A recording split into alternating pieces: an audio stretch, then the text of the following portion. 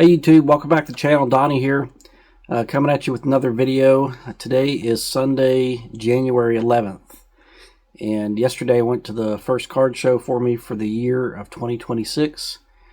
But I wanted to go over some of how I did on my 2025 goals, show you the cards I've picked up recently going back to around Christmas time, and also go over my goals for 2026.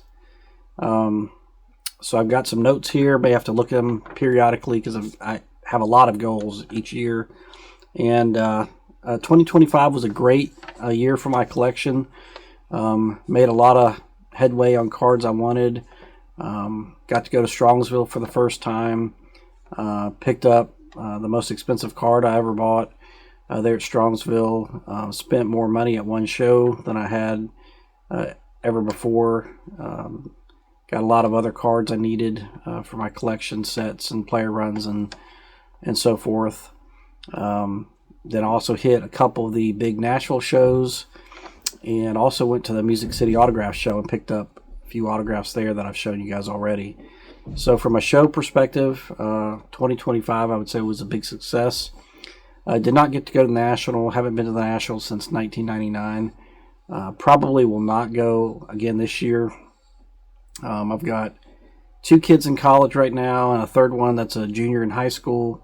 So for the next 4 years, I'll have 2 kids simultaneously in college. And also my oldest son, who's still in college, he's a junior in college this year.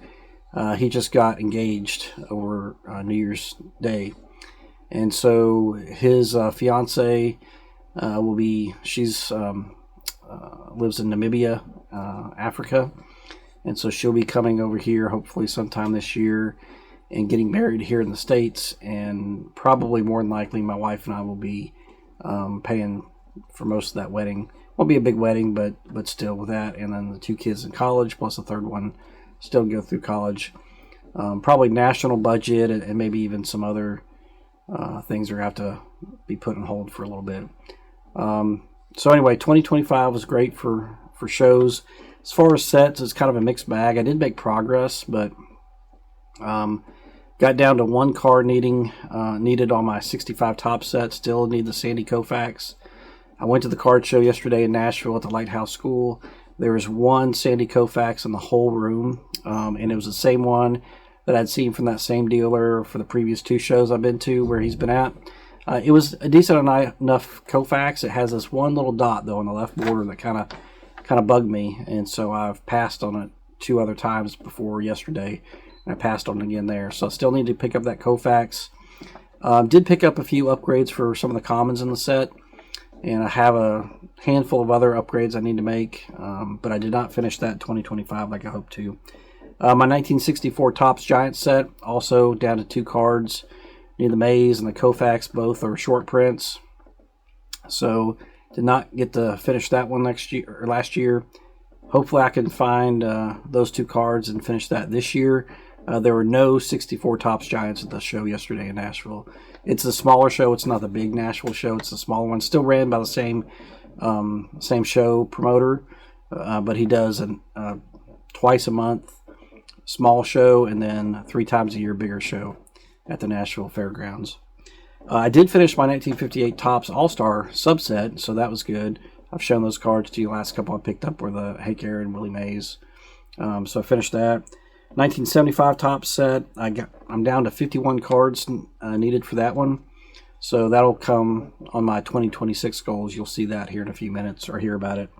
And then on T206s, I really kind of slacked off my T206 pickups. I only picked up 5 cards last year.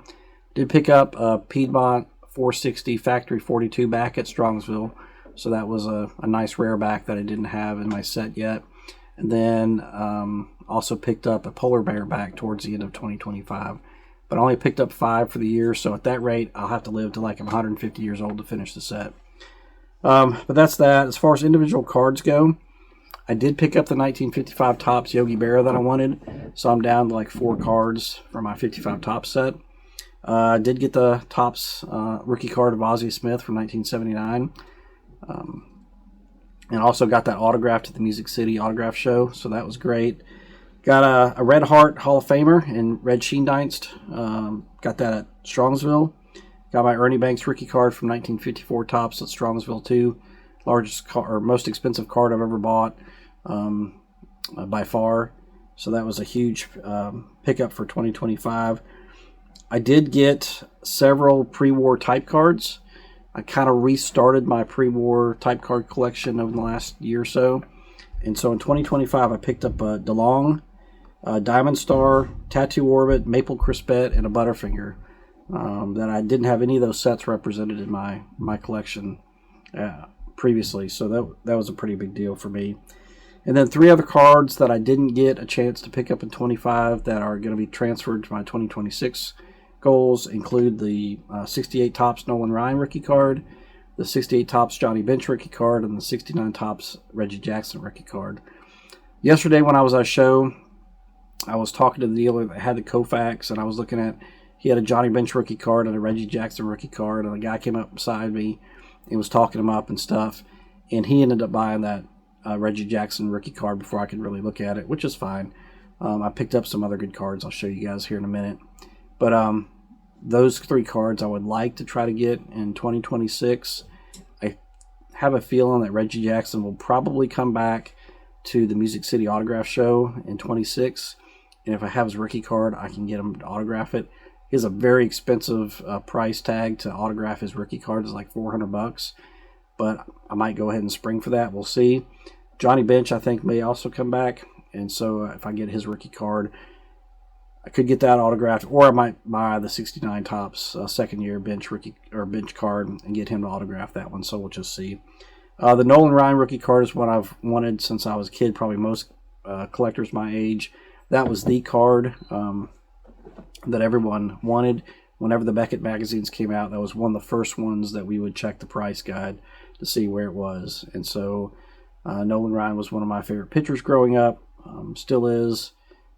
So I'd like to get his rookie card finally after all these years. Let's see, other cards. A Mantle. Usually I try to pick up at least one Mantle a year. This year, or 2025, was kind of slow. I did pick up that 62 Top Stamps Mantle from the local card shop, but I didn't really get any other Mantles during the year. So 2026, try to get another Mantle.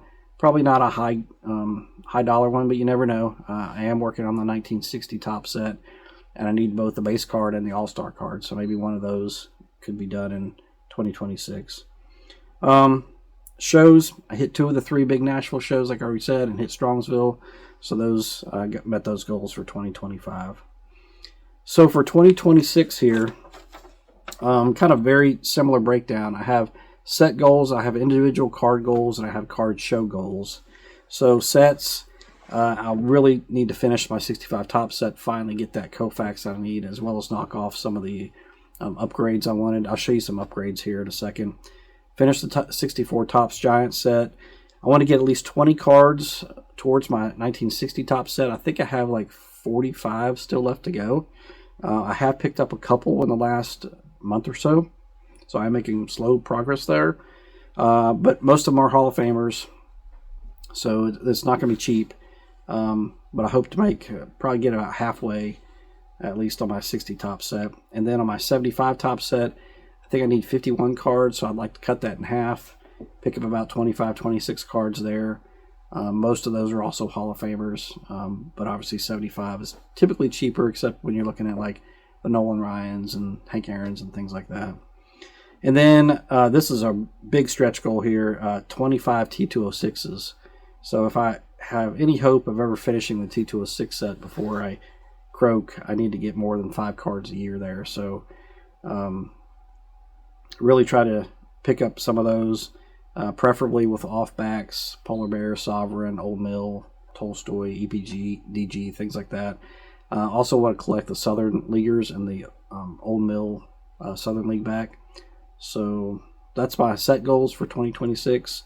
Cards, I already mentioned the Nolan Ryan, Johnny Bench, and Reggie Jackson rookie cards. I want to pick those 3 up. I'd like to pick up a pretty big T206 Hall of Famer. If I was going to Strongsville, or if I get to go to Strongsville, that would probably be my key target at Strongsville. I would really like to get a Cobb.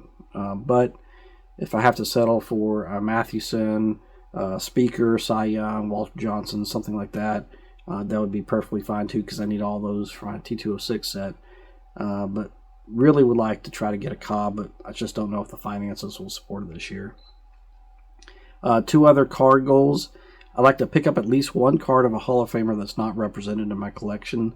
So I have a kind of a checklist of all the Hall of Famers as they were inducted by year. And as I collect, or as I get one of those cards, I think it's kind of a long-term card for my collection, I'll mark that one off. So there's a lot of those that I don't have yet, especially pre-war guys. And so I'd like to pick up at least one Hall of Famer I don't have represented in the collection yet. Then also at least one more example of a set for my type card collection that I don't have represented yet. There's a lot of pre-war sets. There's a lot of like food issues and things like that too, that I don't have any representation in the collection yet. So I'd like to get at least one of those. As far as shows go, I want to hit 2 of the 3 big Nashville shows. So there's one coming up February. It's right around my wife's birthday though, so I'm not sure how that will all play out. We've been talking about maybe taking a long weekend and going antiquing somewhere. So it just depends on where that falls and the plans. But if I can swing the February Big Nashville show, I'll try to do that. There's another one in June and then another one in October, November timeframe, I think. So I want to hit at least 2 of those. I also want to hit the Music City Autograph Show, which usually happens in late September every year. They have like, I don't know, 50 to 75 different autograph guests that come every year. All sports, celebrities, you name it, all kinds. And so I would like to go to that show again. Probably won't get as many autographs as I did in 2025, but I would like to get at least 2 autographs on Playing Days cards. So if Reggie Jackson comes, maybe on his rookie card or second-year card, something like that. Johnny Bench, if he comes, same thing. Dave Winfield, I'd like to get his autograph still. There's several others, Hall of Famers that will come usually. And so I like to get at least 2 of those marked off the list. Usually I pick the ones that are kind of getting on up there in age, so I don't miss out. I did get Pete Rose's autograph there, that show, 1 year before he passed away. And there's another player, kind of a similar boat, where I got him his autograph shortly before he passed away too. So I try to get that those knocked off. And then finally, Strongsville, or whether maybe it's changed its name now to Independence, Ohio card show. I'd like to go to that. I don't know that I'm going to get a chance to go this year. Like I said, about the kids in college and wedding coming up and everything. A lot of expenses expected in 2026. So I may have to forego that, and the big Nashville shows and the Music City Autograph Show may be my big shows for the year, but we'll see. If there's any way I can swing it, I'll definitely give it a shot. I think there's a Southwest flight from Nashville to Cleveland directly, so maybe I can pick up one of the cheaper flights or something like that. Maybe go and spend just a day or 2 there versus 3 nights or whatever I did last time. So we'll see. But that's my 2026 goals. So I have quite a few, several carryovers from 2025, but it's kind of what keeps me going, is working on these, working my player collections, building sets, my type card collection, my T206 set. So a lot of goals, but it's always make something where pretty much any show I go to, almost any card shop, unless it's just a very modern focused card shop, I can almost always find something I need or want. So from that perspective, it's good. Okay, so I've got a handful here of cards to show you, that everything from about Christmas time, a little bit before Christmas, through yesterday. And so I'm going to turn the camera around and we're going to take a look at those real quick. Stay tuned. Okay, let's look at some cards. So just before Christmas, I picked this one up. I don't know if I have any cards from the set, or if I do, it's just a couple, not many at all. But it's the 1949 Bowman, and it's Johnny Mize. So I bought this off of eBay. But I don't have a lot of Johnny Mize cards, and so this was a nice little pickup, wasn't too expensive, but good looking card. The next one is kind of a type card for me that I picked up off Net54. One of the sellers there was selling it, and I saw it, and even though it wasn't a Hall of Famer, not a particularly noteworthy player, just the condition of the card and the fact that I didn't have one from the set yet kind of caught my eye. It was only $20. So this is a W572. It's from 1923. It's a hand cut card, and it's Charlie Glasner is the player. I looked him up on Baseball Reference. He played for a few years. Didn't have a stellar career or anything like that, but still, I thought for $20, the condition of this card was probably gradable. And if it came out with a numeric grade that was halfway decent, I probably at least doubled, if not tripled or more, my investment into the card. So they're blank backs. See there, but it has really solid border and nicely cut. So I thought for $20, add a type card to the collection, player I didn't have, and maybe a little bit of a gamble on if I ever get it graded, what it might come out to be. So there's that one. Let's see, the next couple came from an antique store. My wife and I went antiquing a couple weeks ago in Decatur, Alabama, and went to to an antique store there, the Bank Street Antiques, I think is what it's called. And there's a display case up front that had some baseball cards in it, and saw a couple in there that I wanted to look at, so got them out. First I was going to get a 1975 Topps Hank Aaron. When I couldn't really see it too well because how it was laying on the shelf, but when it came out, it was like one of the modern like Topps Heritage or something like that, kind of shiny refractor looking cards. So I wasn't sold on that one, but I did pick up 1976 Topps Hank Aaron, and it is in really nice shape.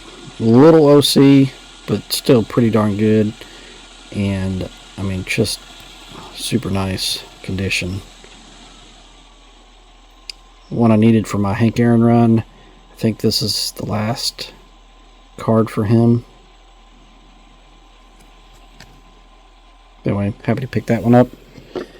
And then this next one I was pumped about getting, but then kind of less thrilled about once I got it out of the holder. So both the Hank Aaron and this one were in screw downs, which is not unusual for cards you find at antique shops and that kind of stuff. But this one, 1954 Larry Doby, and this was in a screw down, and it looked really nice.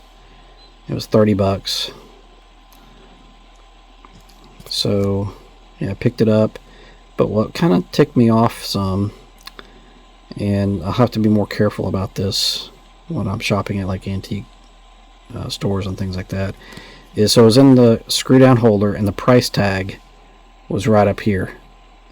So that little bit of paper loss right there was totally covered up. You could not see it, and because it was on screw down, you couldn't take the card out really. So that was kind of a bummer, but it's still a great card. I needed it for the set, needed it for Larry Doby run, and other than that little blemish up there, it's a great looking card, so I'm still pretty happy with it. And it's rare that I find vintage cars that are worth buying when I go antiquing with my wife, so finding two at that shop, I was pretty happy about it. So there's that. The next several come from the Nashville Card Show that I went to yesterday. So the dealer that had the Koufax and the Reggie Jackson rookie card and the Johnny Bench rookie card and some other things, he has a huge dealer setup. He only gets about, I think, 4 tables at the smaller Nashville shows, but the bigger ones he gets like 14 tables. So huge setup, all kinds of pre-war and golden age vintage. He only does vintage stuff, graded, ungraded, Hall of Famers, commons, whatever. And so after I didn't really find a Hall of Famer that I wanted to spend the money on, I went back into his commons box and started picking out upgrades for my 65 top set. What I'm going to show you here are not the actual upgrades. These are ones that came out of my binder. So you can see the ones that I got were either better centered, better corners, better edge wear, whatever it may be, but better than these. And I think I paid like $19 for the commons I picked out. So but a handful of them. So I got an upgrade for Sonny Siebert, Bob Sadowski, Zoilo Versailles. I don't know how you pronounce that, Versailles. Ron Brand, Wally Bunker. You can see some of these were really off center, so the ones I got were much better centered in a lot of cases, and that's what the upgrade was for. Dan Schneider, Bob Kennedy, same thing here.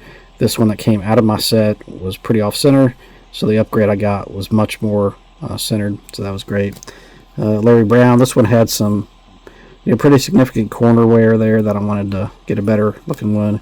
And then Tony Cloninger as well. And so I also picked up from a different dealer there an upgrade for my 65 Topps Richie Allen. So this is the upgrade that I bought.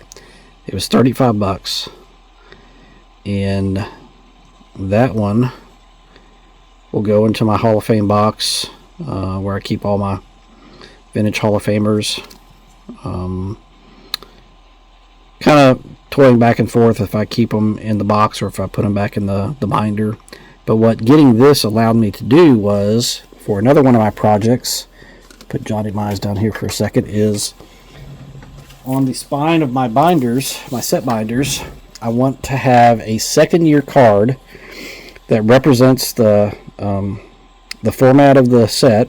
And so for 65 Topps, I had picked Richie Allen. So what that allowed me to do was put the original version that I had in my set on the set binder. So now my 65 Topps set in the binder will have Richie Allen on the spine instead of just the 1965 Topps lettering that I had before. So not only did I get an upgrade to the set, but it allowed me to do this, and I want to do that for all my my vintage sets. So I have a card picked out for every year that I'd like to get a low condition card to put on the spine, and that's one of my kind of things when I go to a show or a shop and I can't find anything else. I can look for low condition cards I want to put on the spines of my set binders. So that's that. Let's see, next up, another dealer there at the show had a couple stacks of vintage. He was obviously not a vintage dealer. He had mostly ultra modern stuff, but he had a couple stacks of vintage, and I guess either they weren't selling for him or he didn't know what to do with them, so he had them marked off 85% off. So I picked up first this 1972 Topps Home Run Leaders with Stargell, Hank Aaron, and Lee May. And look at the condition on that. That's near mint. That was $1.50. So, I mean, it's a 70s card, so it's not like super valuable, but getting a, let's see if I can get this to focus, getting a 72 Topps Home Run Leaders with a couple Hall of Famers, another superstar there for $1.50. That was pretty good. And then that same dealer also had several 1971 Topps cards. Again, 85% off. So this card I got for $7.50. Willie McCovey. Look how nice that card looks. I mean, great edges and corners. Not the chipping and fraying and stuff that's pretty typical on 71s. This is probably the best one he had in the stacks from the 71 top set, but I figured, 85% off, even though if it's a little bit off center, left, right, still pretty good pickup. So I got that. Let's see, a couple others here. So, same dealer I got the Richie Allen from. This next one is a set that I think once I get a couple more of my 60 sets worked off, I'll probably start focusing on this a bit more because I really like it. It's a small set. It's a 1963 Fleer set. And for you guys that know much about the set, there's a rookie card in that set, although that's maybe a little bit debatable because He has some cards from like Post and some of the other food brands earlier in this, but Maury Wills Fleer rookie card is in that set. And so the dealer had this, and again, look at how nice that card is. So I paid $50 for this. It's one I wanted. I didn't have Maury Wills represented very much, if at all, in my collection to date, and I want to start working on the 63 Fleer set, and so that was a pretty sweet pickup. See if I can get the back to focus here. May have to take these down in the background, otherwise the camera gets confused. There we go, that's a little bit better. So I really like just this kind of lime green background that 63 Fleers have. I think the back design's pretty nice. Front design's nice too. Good. This is a great photo too of Maury Wills. So anyway, I got that one. I was pretty happy with it. If you guys remember back a while, maybe last video, my top pickups from 2025, I had this Bob Gibson that you've already seen. I bought this at a local card shop. And so I want you to compare this card here. This is a really nice 60 Topps card, in my opinion, ungraded. But Bob Gibson, so one of the bigger Hall of Famers. This is a second-year card for him in that 60 Topps set. Well, that same dealer that had that Richie Allen and the Maury Wills had this next card. And when I saw it, I almost couldn't believe the condition of it. This is 60 Topps Whitey Ford. And look how sharp that card is. This is probably my best condition 1960 Topps card now. I have a Robin Roberts that I sent off to get PSA graded, and it came back like a 7. This one I think would get at least a 7, if not higher. It's nice white back. So pick that one up.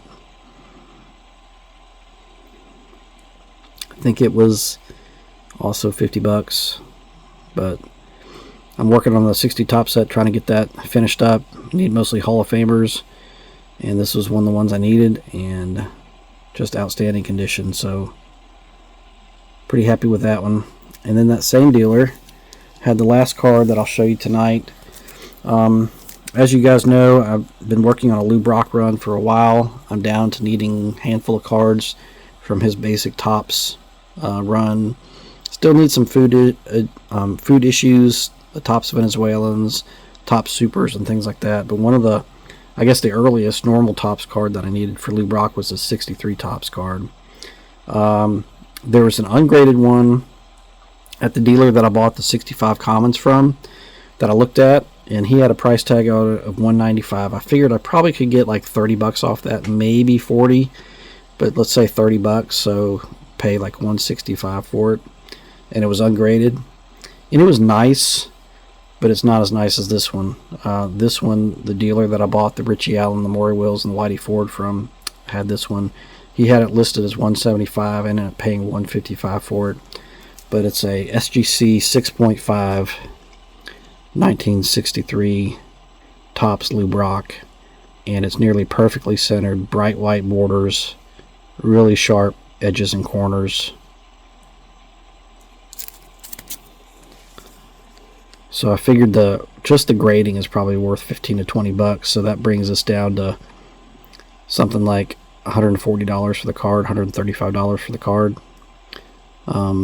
Which I think the last auction on eBay ended up at $140, so kind of in line with comps. Maybe a little bit more for show prices, but it is a great looking 63 Lou Brock card. So I was happy to find that one. So that does it for my recent pickups, my 2025 goal recap, and my 2026 goal plans.